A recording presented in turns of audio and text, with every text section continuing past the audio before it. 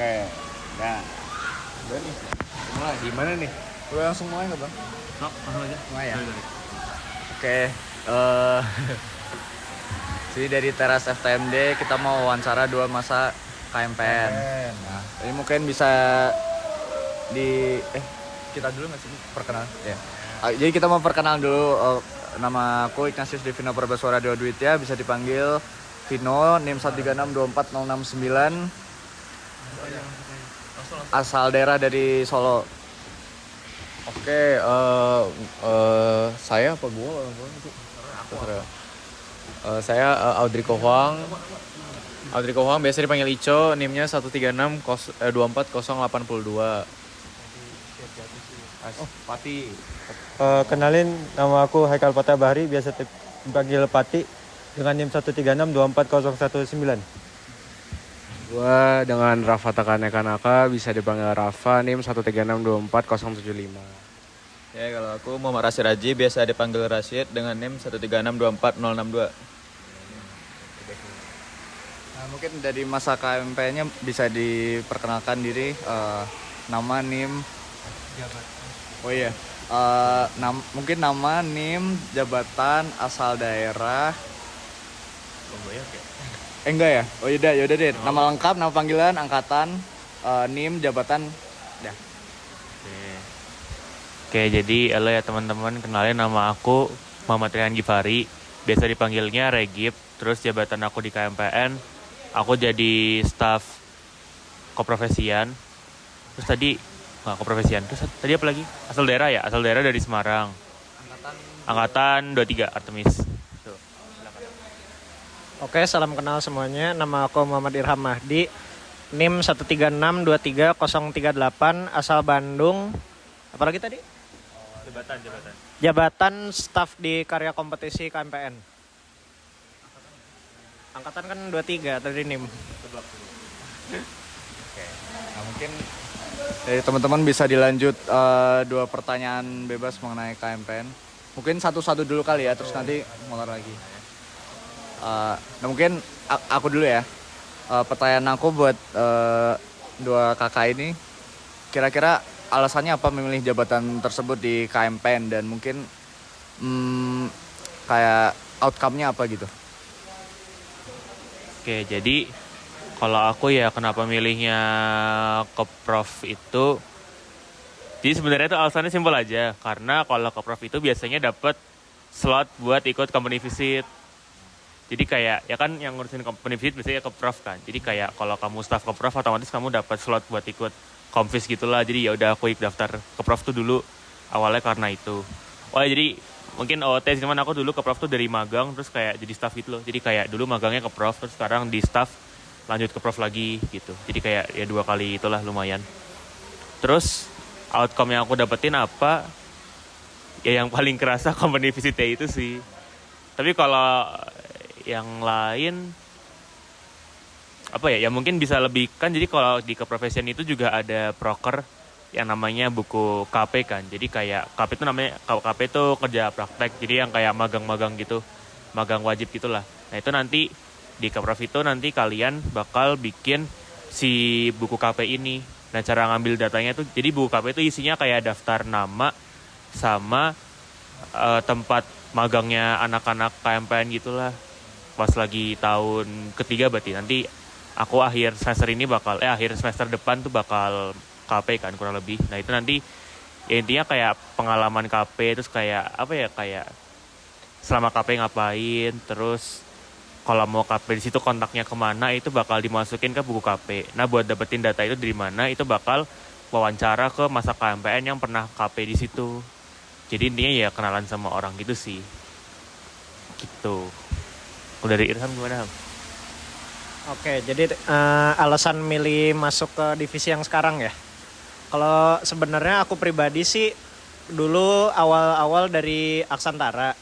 Jadi pas lagi ikut lomba, pas lagi TPB akhir tuh, aku kebetulan ngerasa masih perlu banyak hal yang perlu dipelajari gitu.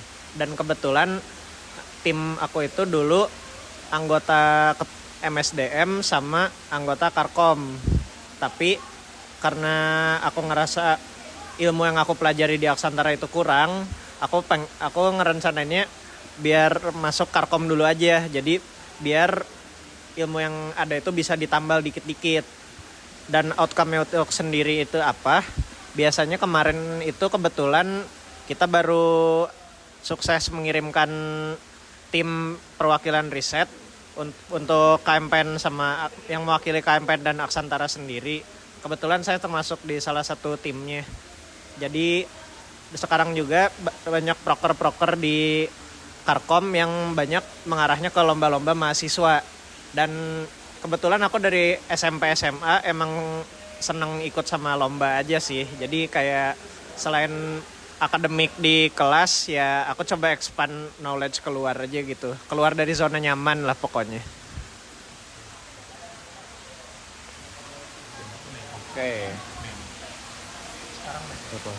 Satu kan? Satu.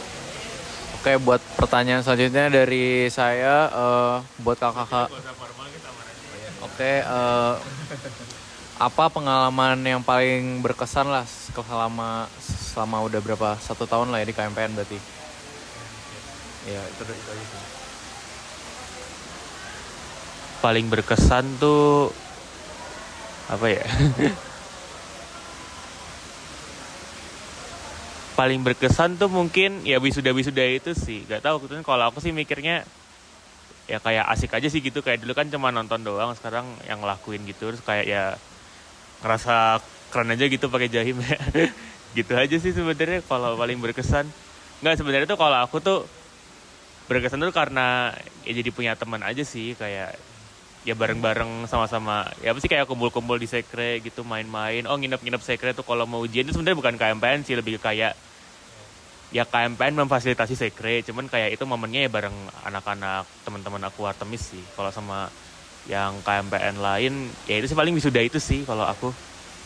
Gimana Ham?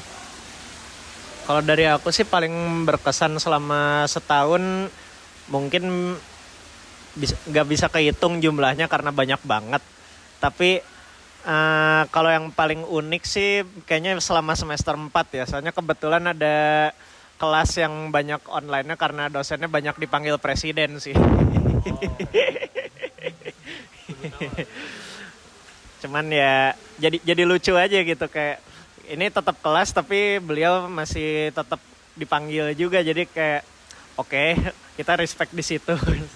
Kalau misalnya secara KMPN-nya sendiri sih yang berkesan mungkin yang di pengalaman riset kemarin, karena itu bisa dibilang KMPN memfasilitasi semuanya dari transportasi, hotel sama penginapan dan pembiayaannya juga gitulah kasarnya. Jadi itu aku bersyukur terhadap hal itu karena banyak kenal juga sama kating-kating 22, 21 bahkan beberapa angkatan 20 juga yang sampai sekarang masih ngebantu dan sabar-sabar terus juga meskipun mereka udah banyak yang kerja sama misa-misa dikit-dikit lah.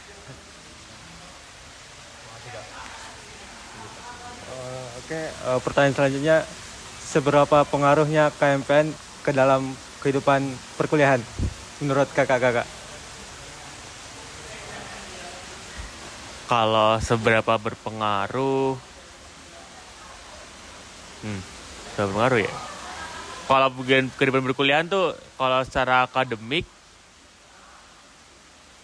ya lumayan. Gak tau sih, kalau aku sih secara akademik, ngerasa pengaruh KMPN tuh ya dari tutor yang mereka adain gitu sih. Tapi juga tutor KMPN itu kan sebenarnya ya ada, cuman kayak juga ditambahin sama tutor dari matkulnya itu sendiri gitu loh. Jadi kayak, tapi lumayan ngaruh sih, kayak buat tambah-tambahan menjelang ujian gitu menurut aku cukup ngaruh lah. Cuman kalau apa ya lebih kayak kalau aku tuh ngaruhnya karena teman-teman dari KMPN itu sih, kayak ya kan di KMPN ketemu ya gimana ya, karena kita sama-sama KMPN, kita sama-sama berkegiatan bareng, jadi makin dekat sama teman-teman yang lain kan. Nah itu ya belajarnya sama teman-teman yang dari situ gitu. Jadi bukan kayak KMPN yang menyediakan layanan belajar atau gimana gitu, enggak, tapi lebih kayak lewat KMPN itu jadi aku bisa belajar sama teman-teman aku yang lain gitu sih. Jadi ya dibilang berpengaruh atau enggak secara akademik, ngaruh. Tadi pengaruh aja ya berarti ya, bukan enggak akademik kan. Kalau non akademik ya ngaruh banget sih ya nambah temen apa sih kayak ya sedikit banyak tau lah kayak organisasi tuh cara kerjanya kayak gimana, terus kayak ya ikut-ikut hearing-hearing gitu lah, kayak denger-dengerin orang digoreng-goreng gitu ya lumayan menambah pengalaman juga. Pengalaman menggoreng dan digoreng pernah, jadi kayak ya oke lah, pengalaman bagus lah kalau menurut aku itu. Oke, kalau menurut aku sih seberapa pengaruhnya mungkin sama kayak Raigif dibagi dua juga. Tapi kalau secara akademik yang paling pengaruh sih bisa dibilang tutor sama drive akademik ya. Kalau tiap himpunan mah udah pasti paling pengaruh banget drive akademik. Tapi di kita juga emang tutor dari himpunannya sendiri kebetulan emang yang angkatan-angkatan atas meskipun lagi pada S2 juga mereka emang tetap bantu-bantu terus bahkan sampai malam gitu. Kita pernah tutor nonstop sampai jam berapa ya, jam 9, jam 11 malam gitu mereka ladenin juga terus-terusan. Benar. Jadi kayak itu aku sangat ngerespek mereka ngebela-belain waktu mereka buat ngajarin kita gitu demi ujian kita bisa lebih bagus. Yang mana sebenarnya tetap aja masih hitungan umur sih, tapi ya udahlah. Selama lulus mah alhamdulillah gitu. Kalau yang dari segi non akademisnya relasi terutama yang paling penting. Terus kita juga emang banyak kegiatan organisasi. Kayak kemarin itu kalau Wisok Wispril itu kan emang udah langganan. Kemarin ada AIS, di Karkom sendiri juga suka bikin ada pameran-pameran terkait tugas akhir alumni-alumni. Terus mungkin sekarang juga lagi ada rencana-rencana yang lain tapi masih didiskusikan. Itu bisa dibilang menurut aku sih kayak job desk dan manajemen waktu kalian sangat dipertanggungjawabkan gitu. Kalau kalian bisa ngatur-ngatur gitu meskipun endingnya ada banyak nggak tidurnya gitu. Tapi menurut aku sih itu worth it. Soalnya kebetulan jam tidur masih aman sih alhamdulillah. Tapi akademik juga meskipun kita banyak kegiatan masih bisa tetap seimbang. Cuman mungkin bedanya aku nggak kayak teman-teman aku yang rajin di mana mereka pada belajarnya nonstop sampai subuh sampai jam 3 begadang gitu. Aku selalu stop belajar di jam 11 sih. Mungkin pertanyaan selanjutnya Kak, untuk acara terfavorit di KMPN tuh apa, kenapa, dan kenapa bisa seseru gitu? Acara terfavorit di KMPN.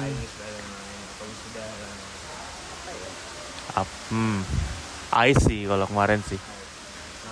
Karena ya sebenarnya gimana ya? Ya seru sih kayak sebenarnya kalau aku sendiri yang paling seru itu pas lagi closingannya. Soal The Lightspeed kan, ya konser-konser gitulah, nyanyi-nyanyi, terus kayak nari-nari, joget-joget gitulah. Habis itu ya udah sih ada lomba-lomba juga. Dulu aku ngurus lombanya. Terus ya udah sih kalau dari segi acara sih menurutku ya itu sih kayak nggak terlalu yang gimana-gimana banget, tapi menurut aku yang berkesan ya itu sih. Kalau menurut aku pribadi sih acara paling berkenan emang AIS sih. Soalnya kalau Sonic ya kita ngebantai sama dibantai orang juga kesannya agak nggak lucu ya. Kebetulan aku bukan orang yang kayak lapangan gitu lah suka maki-maki atau apa. Aku lebih prefer kayak apa sih ini udahlah bantu-bantu jaga baik-baik aja gitu. Kalau Wisok sama Wispril sih itu emang sebenarnya fun karena kita juga bisa kenal ke angkatan atas. Tapi masalahnya time management Wispril dan Wisok itu bisa dibilang sangat nuntut lah. Bahkan kita juga waktu lagi tutor sempat ada diculik buat latihan derap gitu. Tapi ya oke lah, komunikasi gitunya yang paling penting sih dari semua kegiatan. Cuman tetap AIS sih yang paling rame, soalnya waktu itu emang banyak banget lomba-lomba yang diadain, terus terbukanya juga umum, baik itu SMA atau mahasiswa, sama mereka juga itu kemarin banyak undang-undang perusahaan-perusahaan dari luar. Jadi kayak ada Turkish Aerospace, Airbus, Boeing, PTDI gitu semua pada dikumpulin di acara AIS. Dan itu juga kita ngundang Pak Tatang ngundang. Jadi kayak banyak pejabat-pejabat yang kita kumpulin di acara itu gitu. Jadi kayak ini kesempatan banget buat kita bisa meneliti karir dan juga kita bisa tahu lebih dalam sebenarnya kita itu minat di AE mau ngapain gitu. Oke, ini ada pertanyaan juga. Jadi kan sekarang udah semester 5 nih ya. Jadi ini pengen nanya tentang akademik sih. Kalau misalnya matkul di semester 3 nih yang kayak kepake kali lah di semester 5 atau yang kayak pelajaran itu kayak penting lah untuk di semester 5 ke depan gitu. Kalau matkul yang kepake terus-terusan sih kayaknya semua ya itu mah. Apalagi yang paling kepake banget tuh Alin, Kindin, Micmat sama Termo sama Rektor sih. Cuman Rektor kalau menurut aku bisa dibilang bridging ke McFlu-nya aja dan itu di bagian termodinamikanya. Kalau yang perkara perpindahan panasnya itu gimana ya GWS atau Kalau perpindahan itu sebenarnya nanti kalian dari belum dapat sih. Cuman kalau perpindahan panas itu kalau menurut aku ya cukup sekedar tahu aja. Karena kalau mau di-push tuh susah. Setidaknya menurut kami susah ya. Cuman kalau kalian bisa ya bagus lah gitu. bisa dibilang kalau nanti kalian termonya udah nyampe perpindahan panas, konduksi konveksinya masih oke lah. Itu nanti kalian bakal pakai juga soalnya di McFlu. Nanti ada tentang non-dimensionals dan kawan-kawannya gitu. Tapi kalau udah masuk ke radiasi, udah itu kalian buang aja kalau udah lewat. Tapi pasti kalian bisa lah. Jadi sebenarnya kalau dibagi per link ya, rektor itu bagian termodinamika sampai konveksi, dia bakal nyambungnya ke McFlu. McFlu itu nantinya nyambung ke aero, aero ke propulsi. Kalau yang MKM, kalian kan udah pada ngambil statur kan waktu semester 2. Nah, statur urutannya itu statur MKM, habis gitu ke material metode manufaktur dulu. Tapi yang metode manufaktur itu sebenarnya lebih ke pemilihan material selectionnya. Kalau misalnya pemilihan material selectionnya itu, jadi kalian cuman ngebandingin kayak bentuk stresnya ada kayak gimana, material yang cocoknya apa. Tapi sebenarnya Mecmat itu menurut aku sekarang lebih cocoknya ke analisis struktur ringan. Yang mana kita juga di semester 5 ini lagi ngambil. Itu nantinya bakal dipakai ke meh kalau buat di pilihan. Tapi ya itu mungkin agak kejauhan lah. Sama kalau satu lagi yang Kindin Alin itu dua-duanya saling melengkapi. Jadi kalau misalnya Kindin itu isinya Alin, Alin itu isinya dasar-dasar sama konsepnya. Dan itu nanti kepakainya ke persamaan diferensial sama ke Kindin yang buat pengantar ke getaran mekanik sama teknik kendali. Alurnya gitu sih sebenarnya.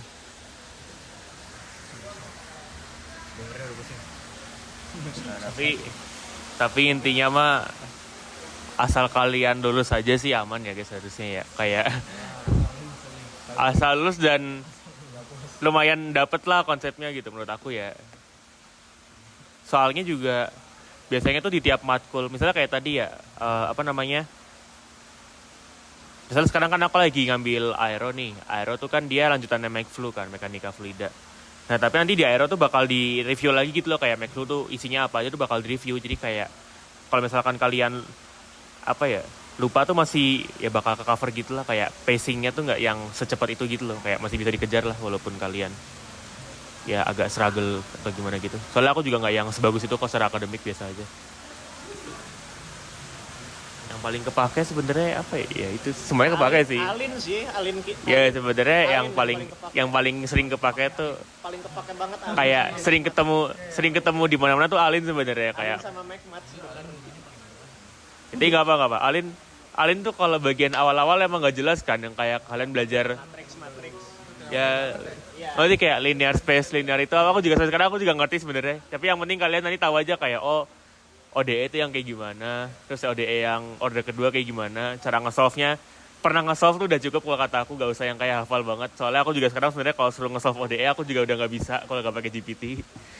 Tapi ya kurang lebih gitu lah, asal kalian ini ODE gitu dah, aman sih kalau kata aku mah. Sebenarnya kalau Alin spesifik ya, materi yang baru kepake sampai sekarangnya tuh setelah UTS aja. Jadi materi kalian yang awal matriksan ini cuma sampai di UTS aja. Yang mana UTS juga ngulinya minta ampun, nauzubillah, pengen digebuk dah.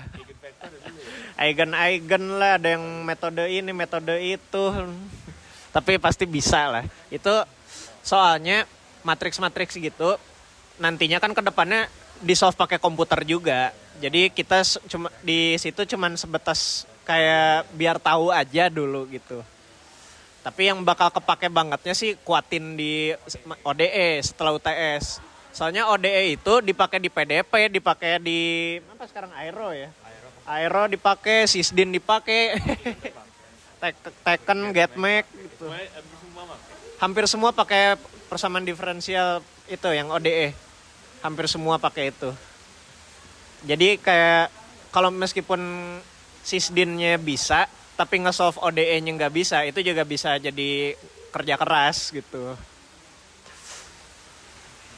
Tapi menurut aku pribadi sih emang Rektor sama Kindin sih kalau semester 3 yang agak nyebelin matkulnya, to be honest. Ya, tapi menambahin dah, kalau pesan-pesan aku nih, kalau misalnya aku bisa ngulang ke semester 3 lagi, kalian kalau ada yang gak jelas tanyain ke dosen aja beneran. Daripada kalian bingung nanti udah jauh-jauh kayak kami ini baru bingung tuh. Ya sebenarnya gak apa-apa sih kalau bingung, cuman kayak kalau kalian bisa mahamin dari sekarang menurut aku lebih bagus. Kayak gitu sih. Tapi kalau nggak juga ya udah sih, kayak buktinya kami juga survive kan dengan kelakuan kami yang kayak gitu. Gitu sih. Nilai B masih bisa IP 3 kok, aman. Ya masih bisa. Asal jangan absen itu aja bohong sih. Nah, itu. Spilipe. Hah? Spilipe. Filipe, aduh. Di atas 3 nggak? Ada. Atas 3. Ya. Mungkin lanjut pertanyaan kedua ya satu-satu. Aku 22. Oh lumayan. Aku mau tanya kira-kira hubungan antar anggota di KMPN tuh gambarannya gimana sih, kayak ya kalau sama angkatan 23 ya mungkin oke aja, tapi kalau sama angkatan 22 atau bahkan 21 itu hubungannya di mana dan cara apa maintain relasi itu gimana, dan mungkin kayak pernah konflik atau apa, terus cara resolve-nya gimana gitu. Kalau hubungan antar angkatan ya, Itu mungkin disclaimer dulu ya, aku tuh kan bukan orang yang terlalu banyak berteman gitu ya. Menurut aku sendiri ya, kayak aku tuh nggak yang terlalu banyak punya teman, apalagi yang beda angkatan gitu kan. Jadi kayak aku, ya menurut aku sih aku ke angkatan yang atas-atas tuh ya nggak yang sedekat itu. Ada yang, maksudnya kayak kenal sih kenal, tapi kayak bukan yang banyak kenal gitu loh. Jadi tetap aku seringnya kalau main di KMPN ya sama anak-anak 23 juga gitu. Tapi kalau relasinya secara umum sama angkatan lain ya baik-baik aja sih, kayak nggak ada apa-apa gitu. Cuman ya emang aku jarang main sama mereka aja. Jadi ya, terus kalau konflik-konflik sejauh ini sih alhamdulillah nggak ada ya, dan semoga nggak pernah ada juga. Jadi ya udah sih, kayak ya seperti biasa aja sih, kayak ya temenan aja gitu. Kalau kamu gimana? Kayaknya kan kalau Ilham lebih banyak temenan sama angkatan atas ya. Apaan? Pertanyaannya apa tadi? Ini. Relasi Relasi sama antar angkatan tuh gimana kalau di KMPN tuh, sama pernah ada kayak konflik or something, terus kayak cara kamu nge-solve-nya gimana? Kalau konflik sih apa ya? Paling Kalau konflik kayaknya sebenarnya kalau konflik lebih tahu Raigif sih kayaknya. Dalam angkatan? Enggak sih. Lebih ke kayak kepanitiaan gitu lah, kayak. Sebentar kalian tahu sih lah kalau udah.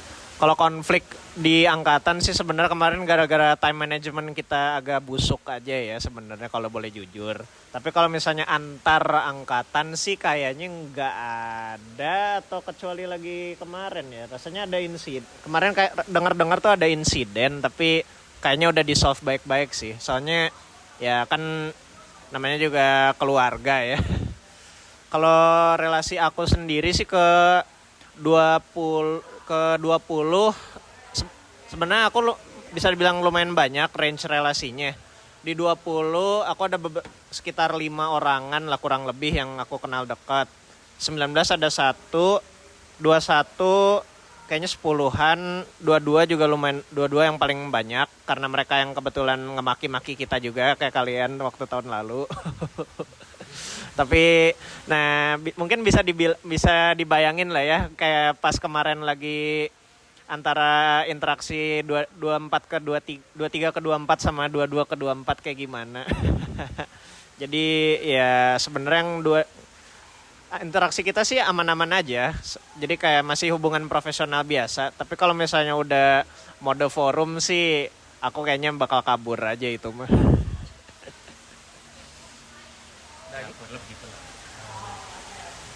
Nah, apa ya? Kalau di KMPN tuh kan ada kayak bidang-bidang kayak staff-staffnya gitu kan ada bidang-bidangnya. Kira-kira bidang apa yang berguna, yang paling berguna, terus kayak misalnya seru atau nggak yang kayak kerjanya paling dikit?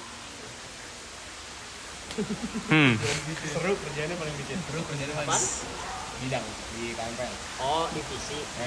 Nah, sebenarnya ini doktrin dari seorang 21 bernama Randy ya. katanya MSD. Sekarang masih MSD atau MSDA ya?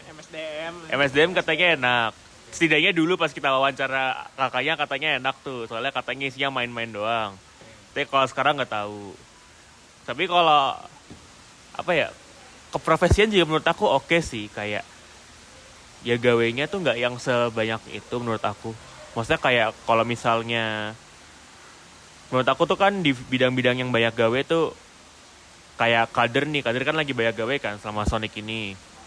Terus yang ngurusin Wisok Wispril tuh apa ya, aku lupa, internal ya, aku lupa ada internal kalau enggak apresiasi atau apa gitulah, pokoknya itu lumayan menurut aku lumayan banyak kerja ya. Terus Acara-acara dalamnya sere. ya sere ya ada ya. Sere.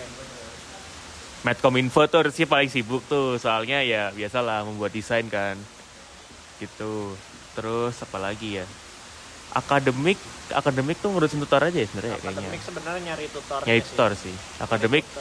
Akademik oke sih kayak kalau kalian mau nyari relasi ke orang-orang sepuh-sepuh di KMPN tuh lumayan menarik sih. Itu DKK, Divisi Kajian dan Keilmuan. Itu jujur itu kayaknya seru. Soalnya dulu aku 2 kali nembaknya ke situ, tapi aku selalu kelemparnya ke Keprof. Jadi kayak Keprof tuh bukan pilihan pertamanya aku sebenarnya.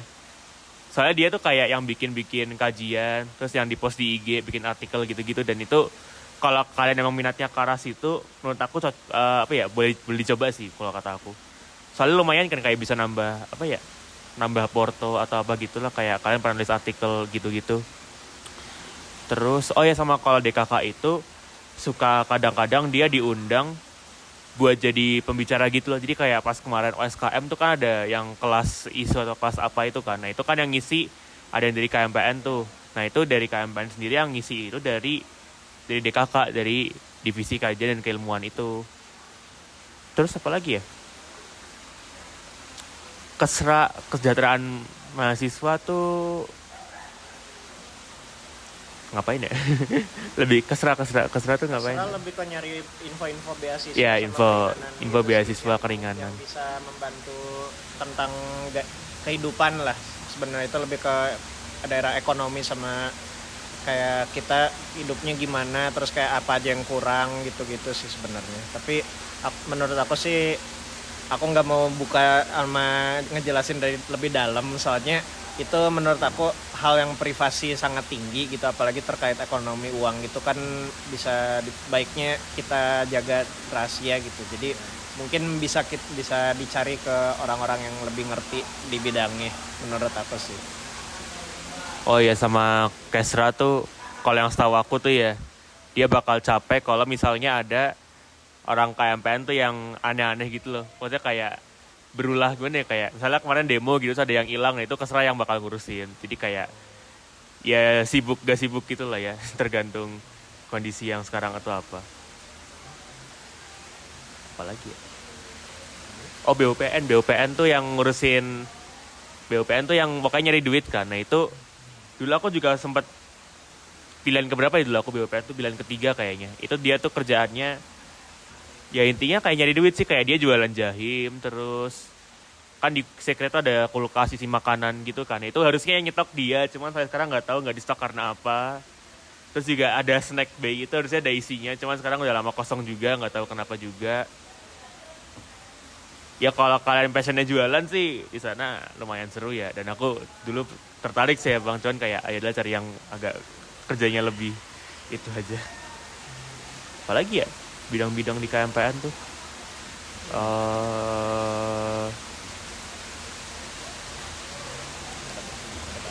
banyak sih, Masih banyak lagi. masih banyak lagi. Tapi kalau dari kami sih yang kami ingat itu ya, berarti itu yang paling berkesan menurut aku sih itu sih, gitu. Menurut kakak ada nggak harapan yang perlu diubah di KMPN atau ada yang harus ditingkatin di KMPN?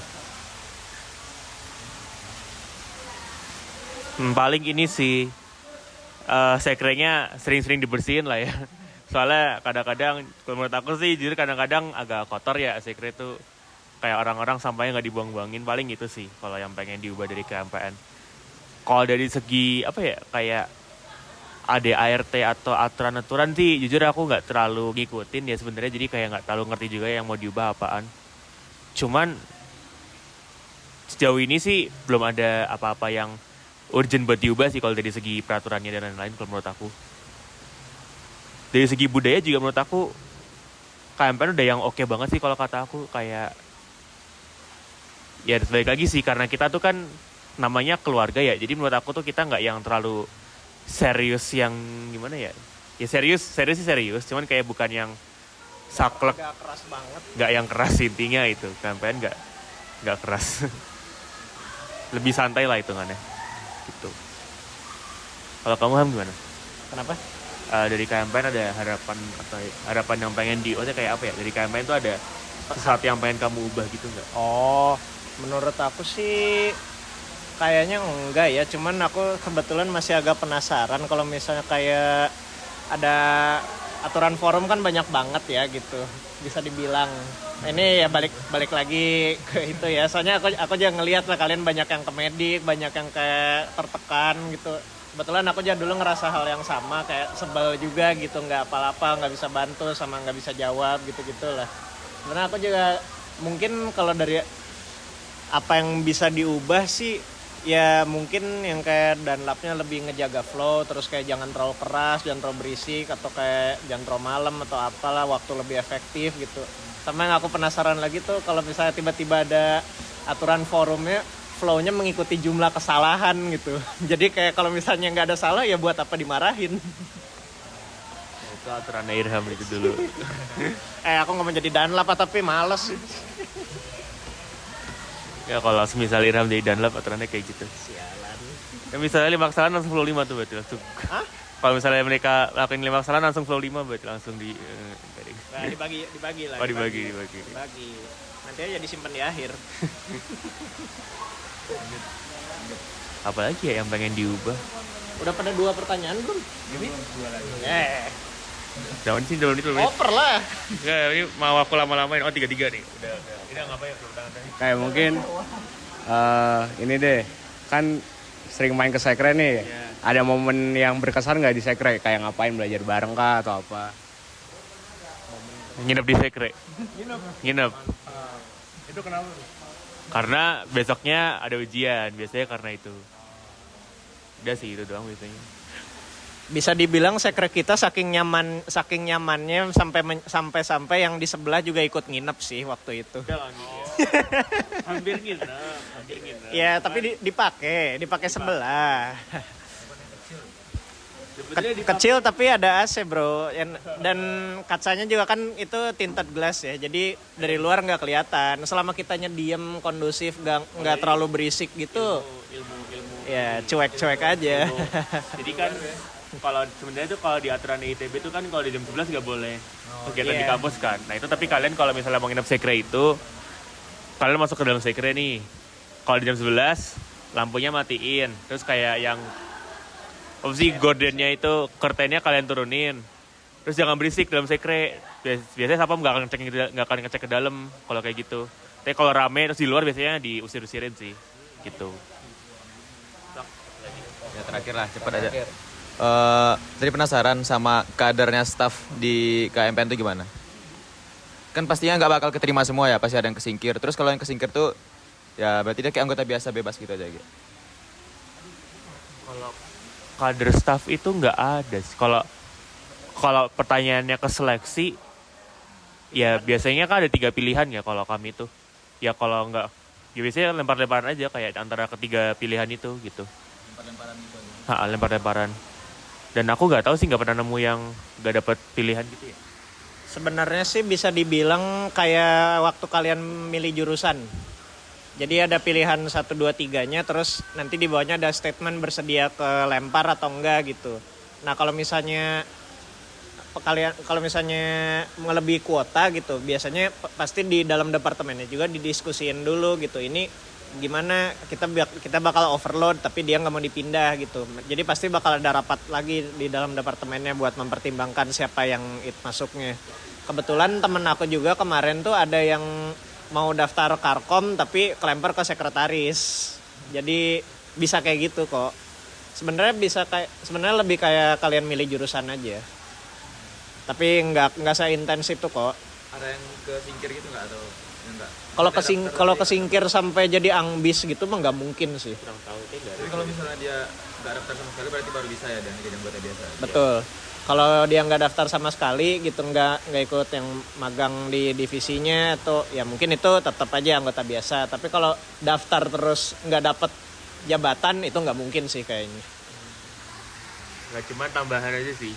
Usahain daftar aja ya, jangan non jabatan gitu. Soalnya ya emang butuh orang juga KMPN yang maksudnya walaupun kayak gimana juga KMPN tuh butuh kalian gitu loh bahasanya. Jadi ya gitu sih.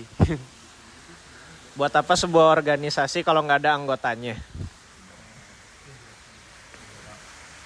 Ya minimal DPA lah kalau misalnya nggak mau jabat di BPP ya. DPA tuh Dewan Perwakilan Anggota itu.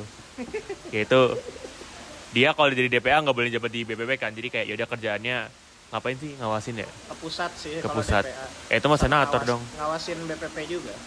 Ya DPA ngawasin BPP sih bener. Tapi kayak nggak ada yang kayak harus gawe gimana gitu sih setahu aku. Udah habis kan, udah dua-dua. Mau ditutup aja? Ditutup aja ya? Oke, jadi mungkin ini wawancara kami sama 2 master-master hebat. Terus ya mungkin sampai sini aja wawancara kami. Terima kasih atas informasi-informasi tentang KMPN dan insightful-nya. Terus ini ada yang mau dikatakan ini? Udah ada sih, terima kasih. Oke, udah ya. Oke, terima kasih ya.